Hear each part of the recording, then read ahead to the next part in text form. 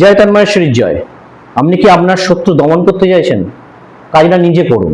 এই কালী পুজোর দিন, দীপান্বিতা অমাবস্যার দিন মায়ের যে পুজো হবে, যেখানে পুজো হোক না কেন, আপনার বাড়িতে হোক, পাশার বাড়িতে হোক বা মন্দিরে হোক, যেখানে পুজো হবে মায়ের হাতের খানাটা আপনার বাড়িতে নিয়ে আসুন।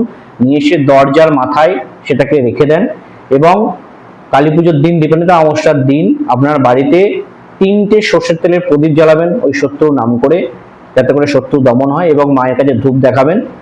এবং ওই অমাবস্যার দিন একটি পাতি লেবু বাজার থেকে কিনে নিয়ে আনবেন আর 6টা ফুলওলা লবঙ্গ কিনে নিয়ে আসবেন।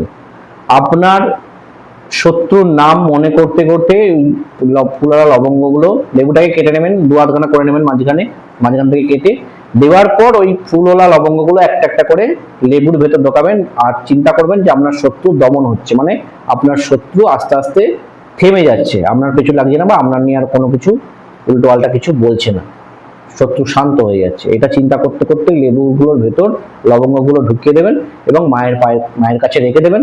পরের দিন সকালবেলা ওই দুটো লেবুকে নিয়ে গিয়ে আপনার শত্রুর বাড়ির সামনে ফেলে দিন। দেখবেন কিছুদিনের মধ্যে আপনার যে শত্রু আপনার পিছু সবসময় লেগে থাকে, সে আস্তে আস্তে চুপ হয়ে যাচ্ছে। নিজে ভালো থাকুন, অপরকে ভালো রাখুন। ভিডিওটি যদি ভালো লাগে থাকে অবশ্যই লাইক, কমেন্ট এবং শেয়ার করতে ভুলবেন না। দেখা হচ্ছে পরের ভিডিওতে। আজকে এইটুকুই। জয় মা।